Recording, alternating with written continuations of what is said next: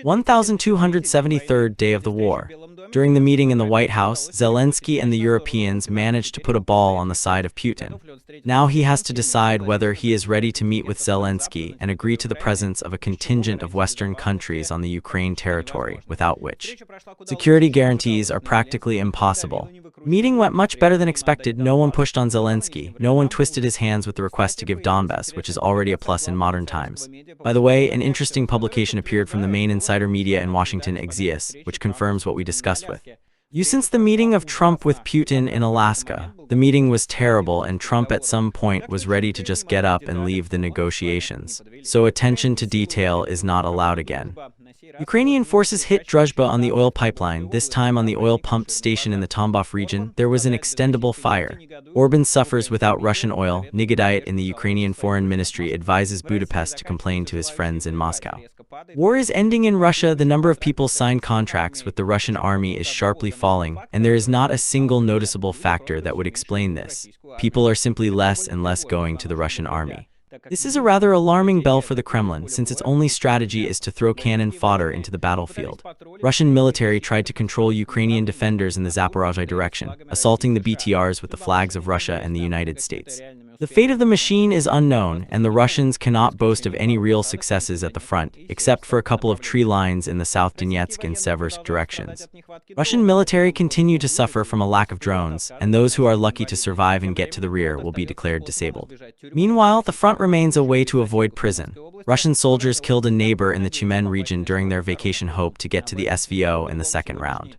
This and much more in today's fresh report, which you can support with your like, comments, and subscription to the channel. All these actions help promote the video. Especially your subscriptions are important for YouTube algorithms. Thank you to everyone who has already signed up and who will sign up. You can also support the channel financially. You can do this on Patreon, the link to which is in the description, and by buying NVPN.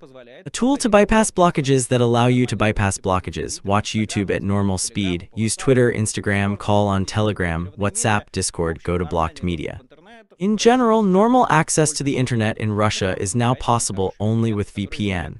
If you need a high-quality VPN that knows how to fight a Russian surveillance, then NVPN is at your command under the link in the description. Buying VPNs and using them in Russia is yet legal. If this changes, I will definitely let you know.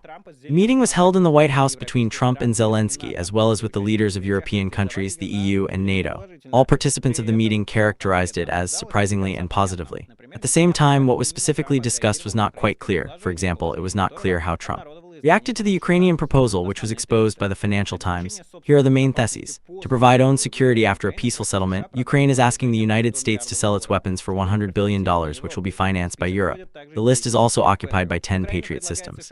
Ukraine offers the U.S. to make a deal of $50 billion to produce drones tested on the battlefield together with the most successful Ukrainian companies.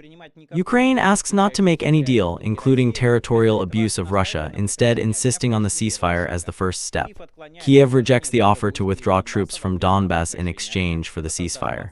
This will create a bridgehead for the further rapid advance of the Russian troops to Dnipro and allow Putin to achieve his aggressive goals alternatively. In the document, Ukraine is trying to demonstrate a real attitude of the Kremlin to the world by using examples from Russian propaganda channels. The real opinion of the Kremlin about Trump is being demonstrated in particular in a fragment of the performance of Vladimir Solovyov, where he laughing at Trump threatening America, including nuclear weapons. I will note for myself, a very good move. Trump to such a thing is a drop. Overall, yesterday's meeting gave me the impression that European leaders, including Zelensky, are increasingly understand how Trump actually works. There's still space for growth, I'll talk about that, but clearly, things are getting better and better. Kiev is also insisting on payouts and compensation of $300 billion from freeze-fripped Russian asset. Removing sanctions are allowed under the conditions of Russia's surveillance of the contracts and the honest game taken on it.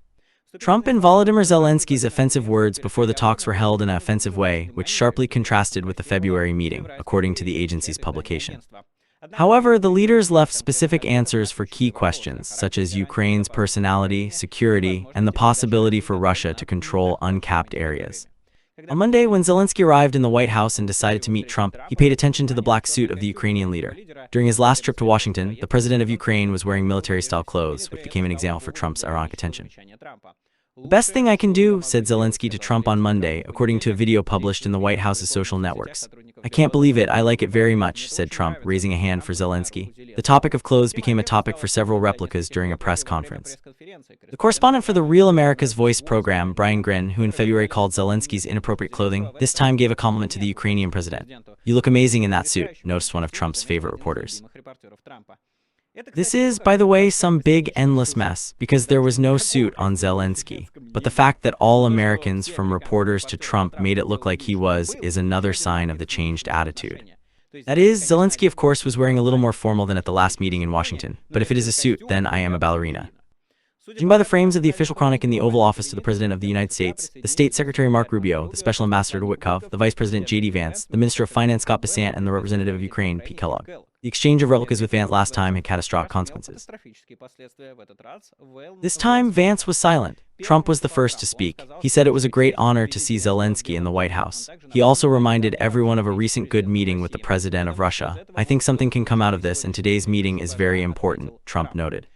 "Here it is necessary to say separately that I have a rule. I do not watch such things on the go, or I try to watch them at least, you know why. But more precisely, I do not monitor the news behind them.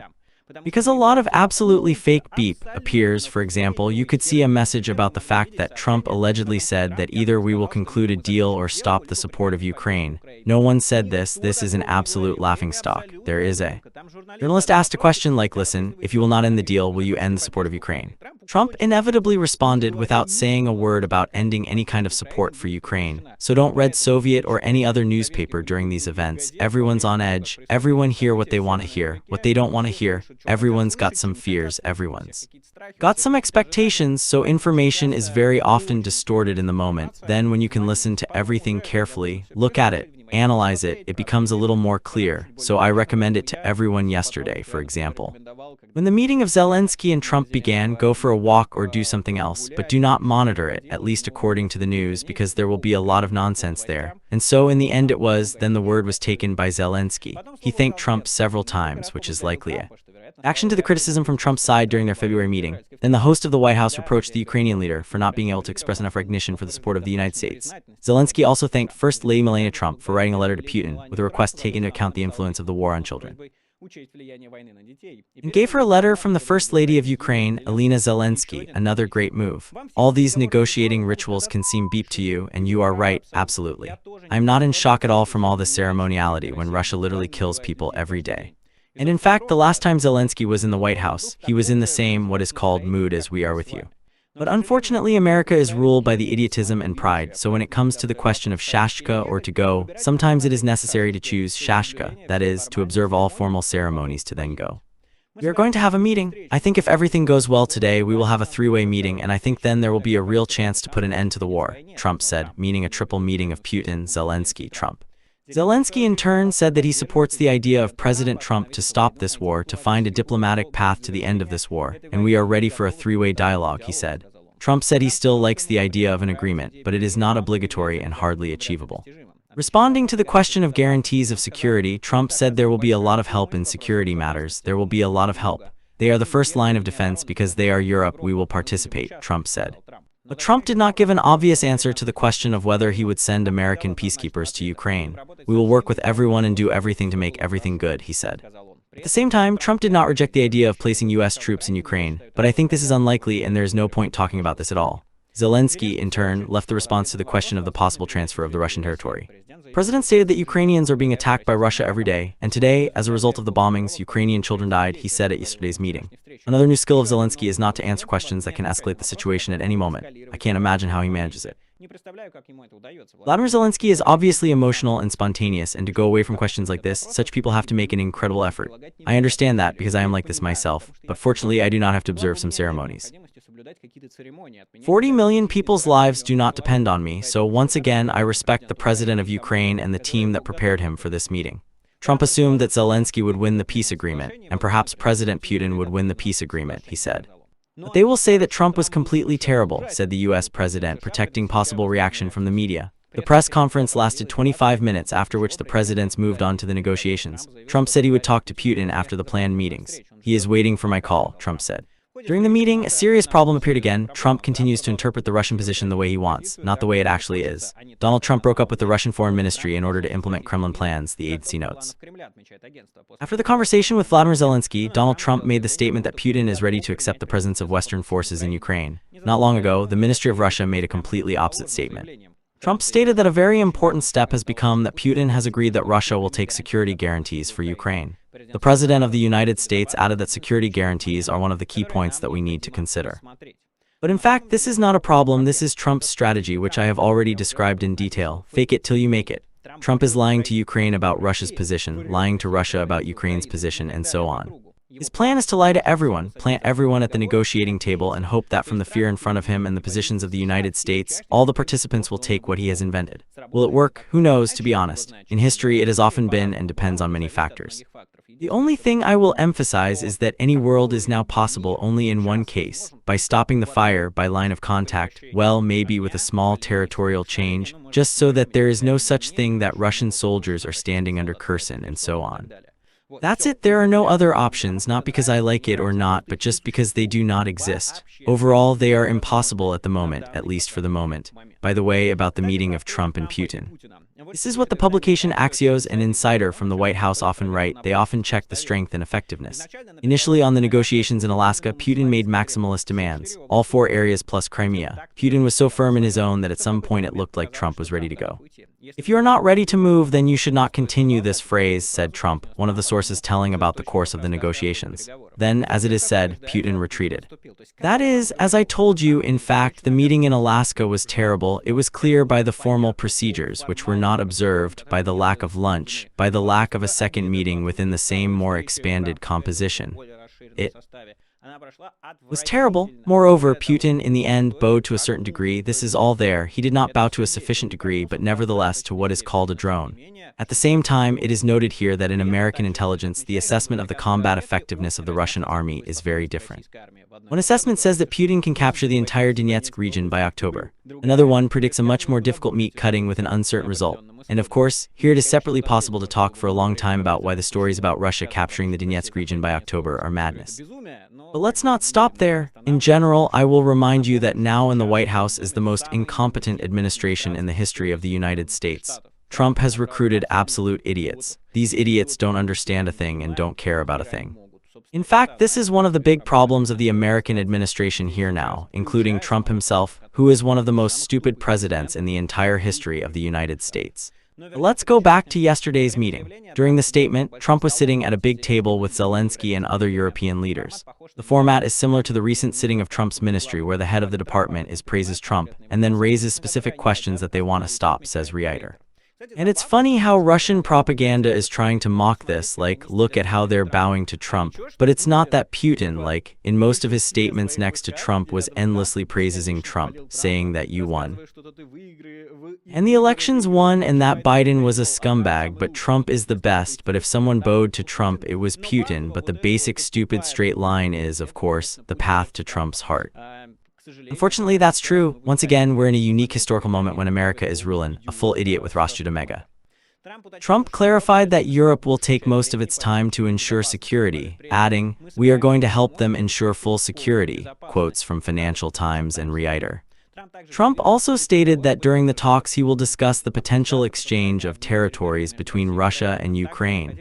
Trump also said that during the talks he will discuss the potential exchange of territories between Russia and Ukraine. Trump also said that during the talks he will discuss the possible exchange of territories between Russia and Ukraine. Trump said to Zelensky that in his opinion the presidents of Ukraine and Russia can come to an agreement to stop the war. "I have a feeling," he said, "that you and Putin will come up with something," the President of the United States said. Zelensky said he had a very good conversation with Trump. "I think," he said, "it was the best option, or maybe another option in the future," he said. Well, the best conversation, I mean. According to the President of Ukraine, they talked about security guarantees. They were very good. Zelensky, it's necessary to say, brought several maps to show Trump-Russian military plans for the continuation of the war. According to a person close to the Ukrainian leader, the map illustrates the front line of occupied Russia and the current combat situation.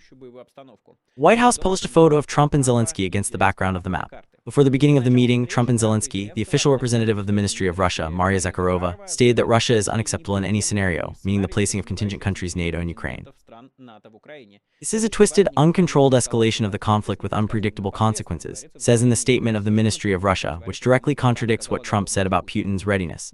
We discuss other statements during Trump's address with the European leaders in a separate video, as well as my opinion about what is happening.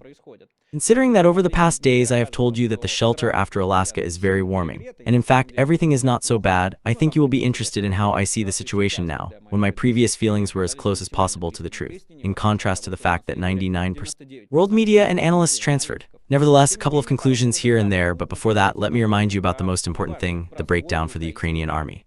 For now, some abstract security guarantees are being discussed behind closed or open doors, and the most important thing is now taking place on the battlefield. And it will depend on the Ukrainian soldiers. Their actions, including, will depend on our support so they can protect their country, protect themselves, protect their loved ones.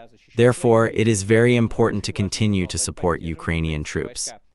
And we continue the breakdown for GARUDA on drones. Here is their appeal to you. I wish you health. We are the GARUDA unit. We ask for support, help from the subscriptions of the Telegram and YouTube channel Michael Nacke.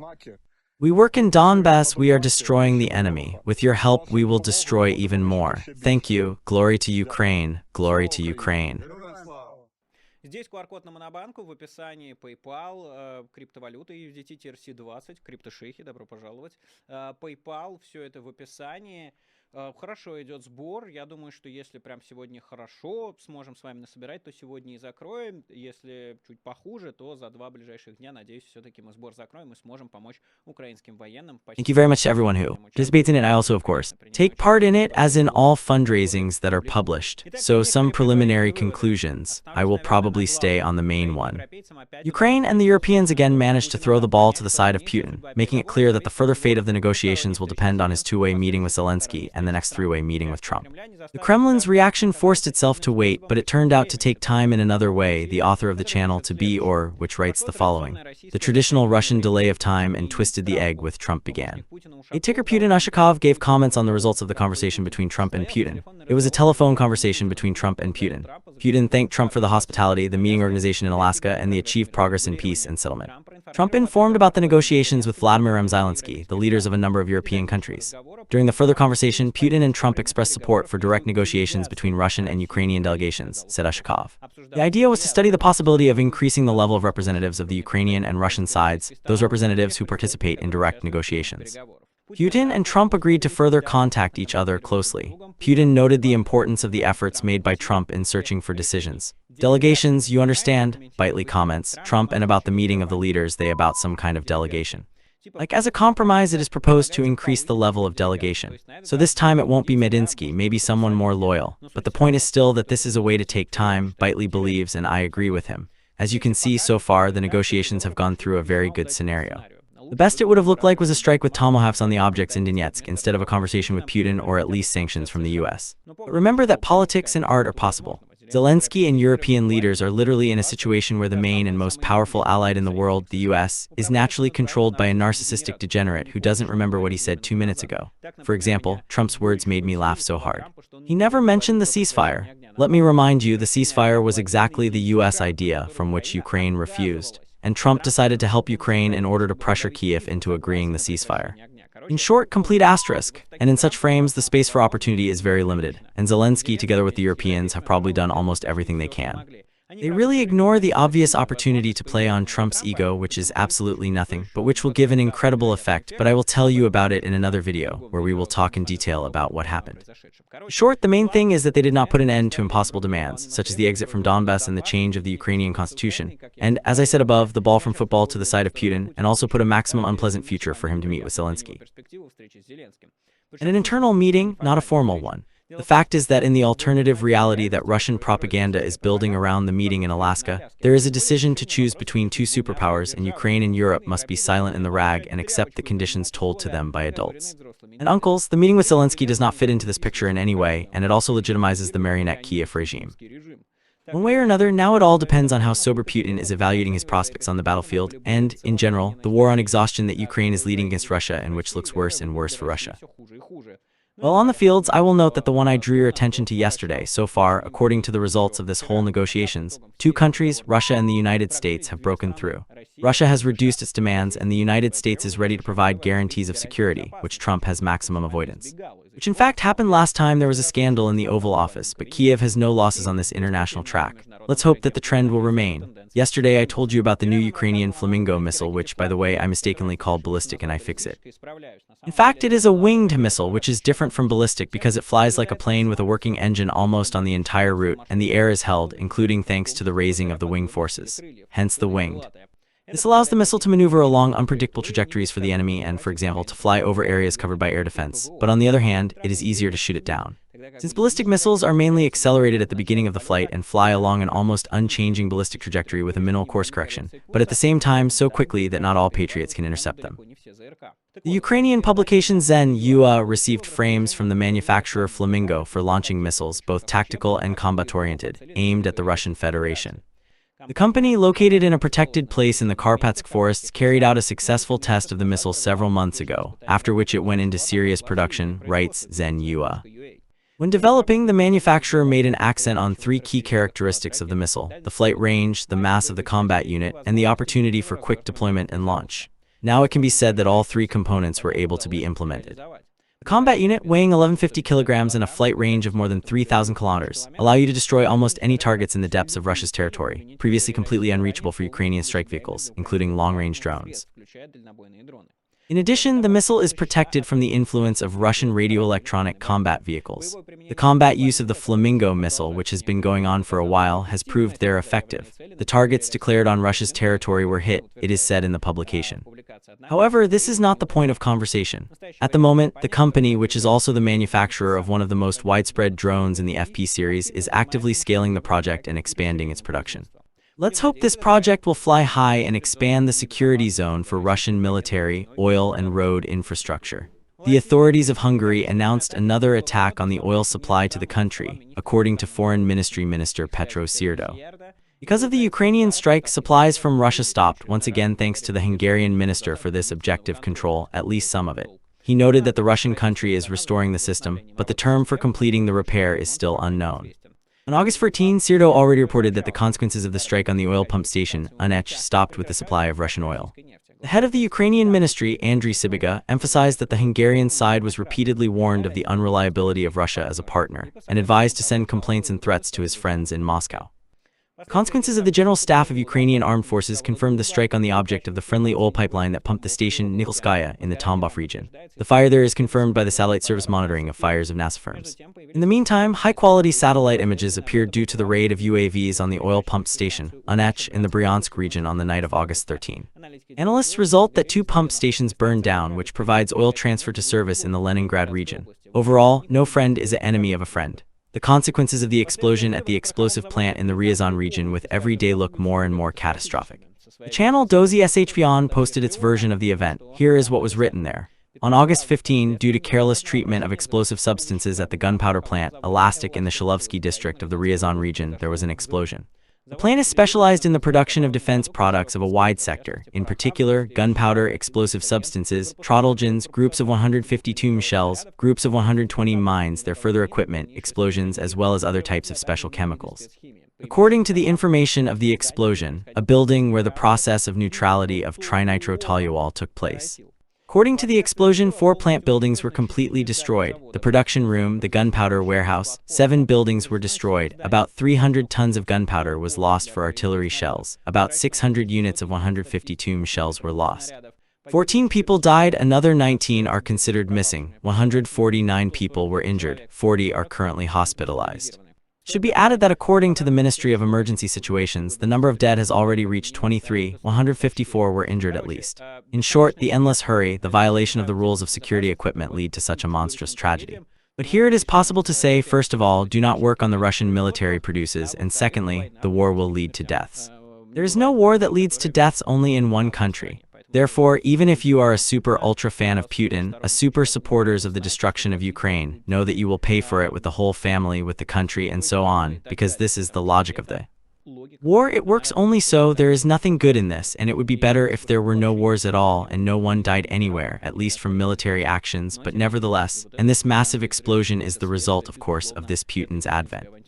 Glavidate and Sergei Melikov confirmed the injury of General Abachev, which was recently read from GUR. Unpleasurable news from the front, wrote Melikov in his Telegram channel. A few days ago, our ground, the hero of Russia, Abachev, is in one of the border areas, got a serious injury. From the very beginning, I keep the situation under control. It was important to quickly and massively secure the hospitalization of our hero. Now he is in one of the best military and medical centers of the country. According to my orders, the head of the Dagestan fires went to the place Izmir Gajimirodov, who served under the command of Isidal Avdolaminovich for many years. He talked to the doctors. The state of the general is not evaluated as difficult, but stable in the near future, planning to visit him personally until his full recovery. We are ready for any measures to support Abachev and his loved ones in these difficult days for them. Next, the channel describes the heroic service of Abachev at the SVO, but for some reason it does not remind of his role in the events of the Kursk region, where he was one of the commanders during the Ukrainian offensive in August of 1924.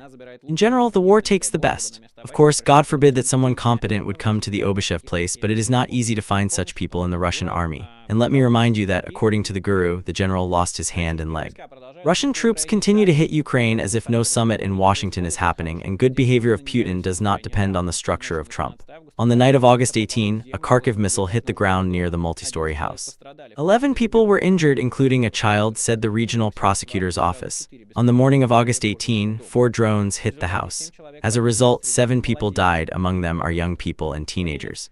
You know, when young people die and children, in principle, it is clear that any conversation about children is always a little manipulative because, well, children cause much more live emotions, but just think about it, it's about the death of literally people who were born during this war and died during this war, and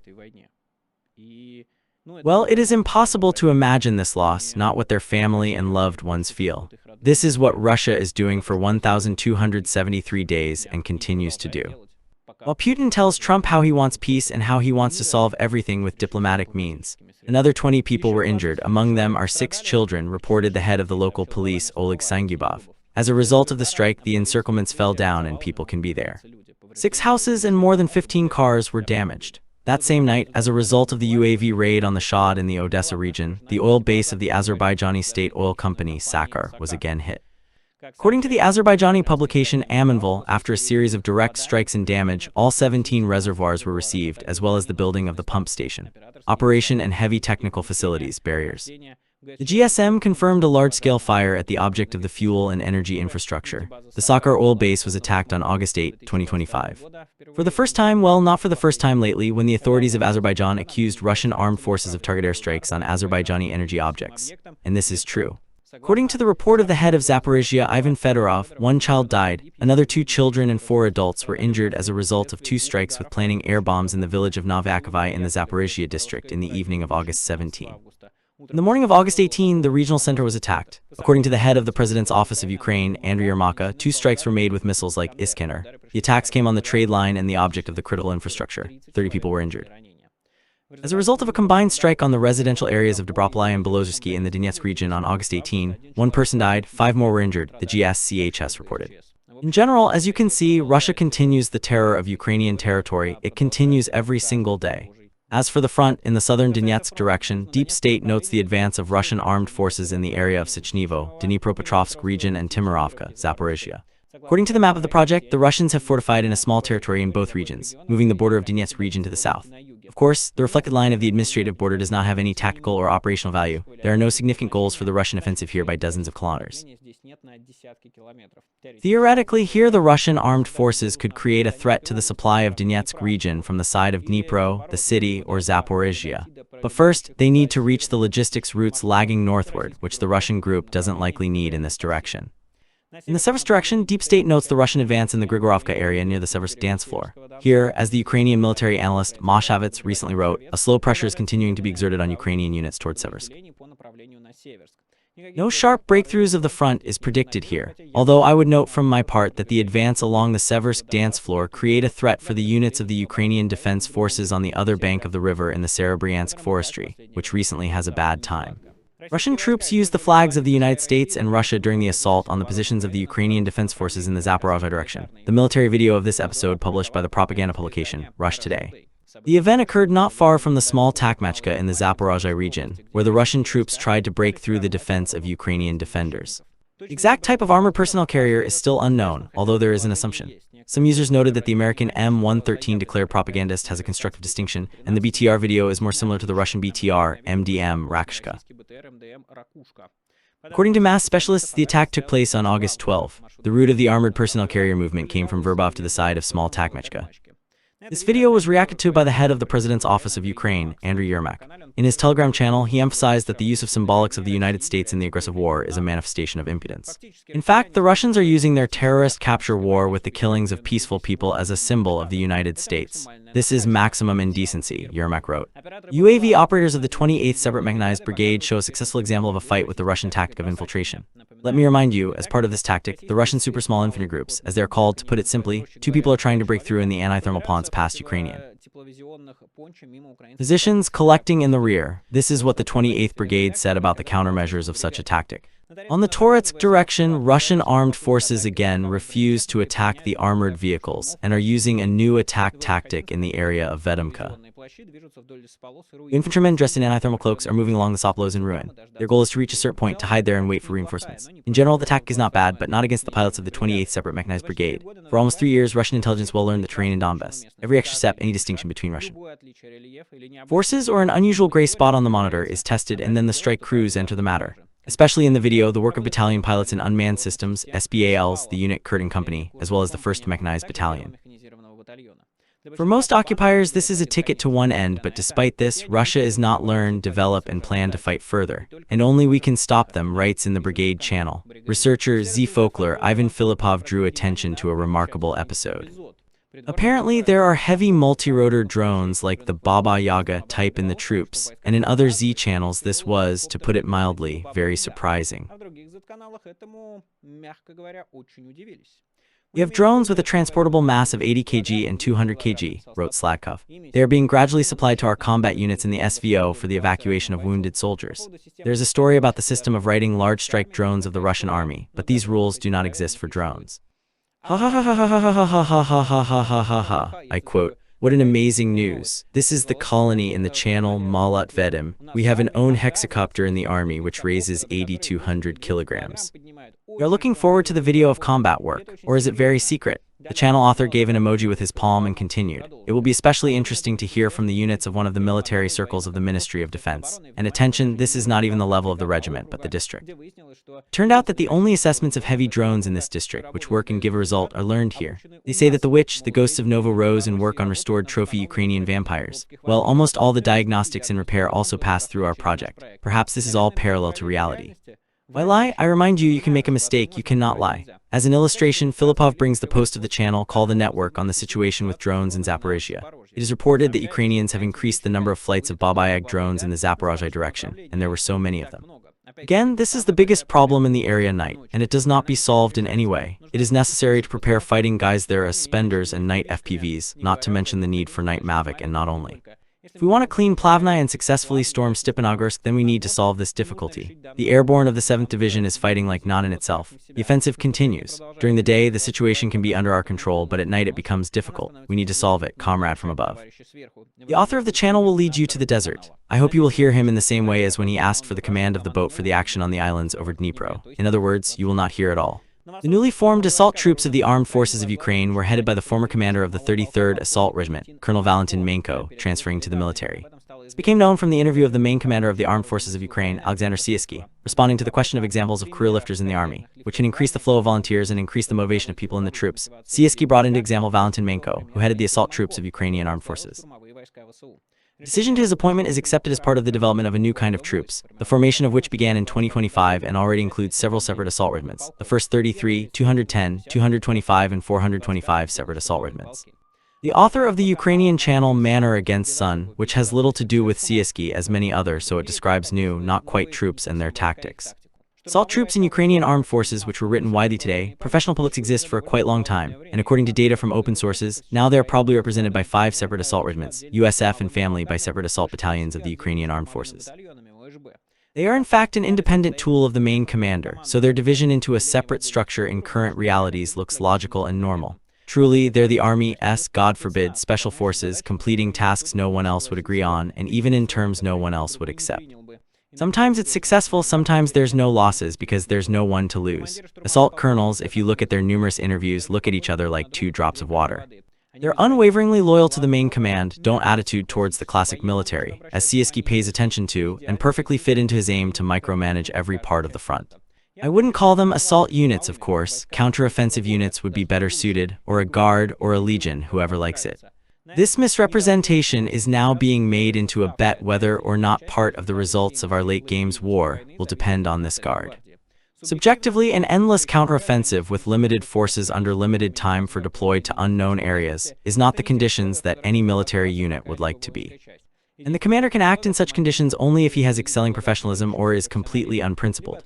From his side, I note that the assault regiments of Ukrainian Armed Forces showed themselves more than once from the better side. It is enough to remember the successes of the 425th Assault Regiment, Skala, near Pokrovsk, the 225th Regiment, which we have many times helped in Sumchina, and the recently 210th Regiment in the Zaporizhzhia direction. In all these cases, he managed to stop Russian offensive actions and even free the settlements as a result of a successful counterattack. The very tactic of applying an operational reserve to buy Russian advance on the border, where the Russians have not yet fortified, is quite justified. Moreover, otherwise it would be necessary to organize counterattacks by the line forces of the brigades, where, as the analysts recently told, often a dozen soldiers hold the front areas a kilometer wide. Another question is that the need to retreat all possible positions expires from the do not take a step back tactic, for which various types of analysts criticized Zelensky. However, this tactic can be predicted at first by very political considerations, because the only aspect of the war that is seen by the unarmed eye, unfortunately not by a specialist, including by the Western political leader, is the color scheme on the map and in one or another color. And if, according to the results, it can be said that Russia has occupied less than 0.5% of Ukraine's territory in 1,000 days, which means it cannot claim even Donetsk region. And with that, according to most Western leaders, then the tactic somehow justifies itself. Although I don't like it all, because I don't like it when people focus on color and make conclusions about the ongoing war. This is an error, it helps Russia, but this is how it works. The pace of the contract with the Russian Ministry of Defense dropped to a minimum in 2 years. In the second quarter, the contract was signed by 37.9 thousand people, 2.5 times less than a year ago. But wait, it seems not so clear to rejoice at this news. The conclusion of the fall follows from the data on the costs of the federal budget for simultaneous payments for concluding the contract, which learned an important story. According to the data of the set in the first quarter of the whole in 6 months of the 25th, the payments for the contract were paid to 127.5 thousand people, according to the federal budget. In the similar period of year 24, these simultaneous bonuses turned out to be 166,000 people. Abachev Dmitry Medvedev stated that in the first half of 2025, 210,000 new contractors were included in the Russian army. This is 1 in 6 times more than the data shows about the costs of the federal budget. The number of newcomers in the second quarter of 2025 dropped to the minimum in 2 years, according to important sources. Fewer people were included in the Russian army only in the similar period of year 23, when Russia only began an active campaign to attract contractors for money. What exactly is the connection between the decrease? It is not clear. Scientific officer of the German Institute of International Security, Yanis Kleyer, reports data on new contractors based on information about payments from regional budgets. However, this data is only available for 37 regions, so Kleyer extrapolates the existing indicator for all Russia. German researchers believe that in 6 months of 2025, a contract could sign 191,000 people, 1.5 times more than is seen from federal data. So, if we take by quarter the data of Kluge from the regional budgets, then he estimated in July that the pace of hiring contract soldiers in the second quarter was more than 90,000 people, which more than double the numbers that received an important story from the federal budget calculations. This is especially noticeable, as can be seen from the Kluge chart. The data from the regional and federal budgets still have not diverged each other so much, and any diversification could, in principle, record the wrong calculations for Kluge. Predictions can be different. Either the data from the federal budget published with an error or the regional budgets twisted the payout for the non-existent contract soldiers and the local officials put their money in their pockets. But from the one and only federal budget, it is impossible to make clear conclusions that the pace of the set has dropped by times. Moreover, for example, the assessment of the high-ranking Russian contract soldiers has not changed. Just recently, the deputy chief of Ukrainian military intelligence, Vadim Skybitsky, said that Russian armed forces still recruit 35,000 contract soldiers per month, making a plan to recruit 105–110% per month. Of course, I would be very pleased if the Russian army's reinforcements fell in half, especially since this would mean that the total losses at the front finally exceed the pace of their replenishment. But one of the main risks is to look at the situation through the pink glasses, which brings an unbearable relax. The Russian command has never been this relaxed before and has missed Ukrainian offensives in the Kherson, Kharkiv, and Kursk directions. The Ukrainian command cannot repeat those very mistakes, and neither can we.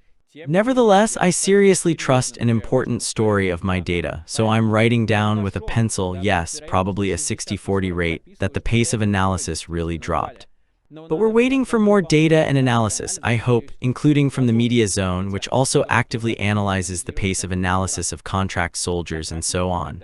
The regular rubric, roughly worked out, finally has a name.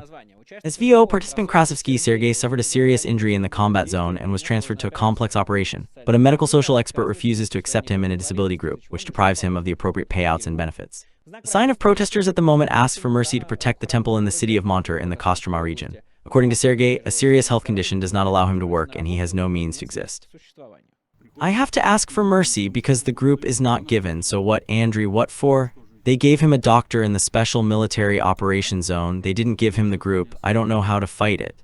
The healer doctor says that he is entitled to the disability group, but the MSU refuses. Krasovsky called the investigative committee and the military prosecutor's office, but according to him, they are inaction-free. The prosecutor's office is inaction-free. The investigative committee is inaction-free. The healer doctor says the group is entitled to it. He's on leave now, trying to withdraw from service under the D category. He called on the President of the Russian Federation and the Minister of Defense with a request to support the formation of the disability group. The group is held and they don't give the group. In short, I don't know what we're fighting for. Yes, that's exactly what you're fighting for, staying lowly and unjustified. The faster this comes to you, the better it is for everyone. And note, in this news I held on and never joked about Anton Krasovsky and his similar current state. The war in Ukraine, the missing Oleg Babushkin disappeared. He's a figurehead of the case of the killings in the nightclub Joy in Kamensk-Uralsk, reports the local publication Remedia with a link to the sources. According to the publication, Babushkin did not return from a combat task. In August 2023, the club Joy was killed by boxer Alexander Maximov. His friend Vladimir Murnashev was injured in a fire. 2 people were detained for the case, Oleg Babushkin and Sergei Maltov. The court condemned Maltov to 4 years of captivity for cooperation and Babushkin to 14 years for the kill.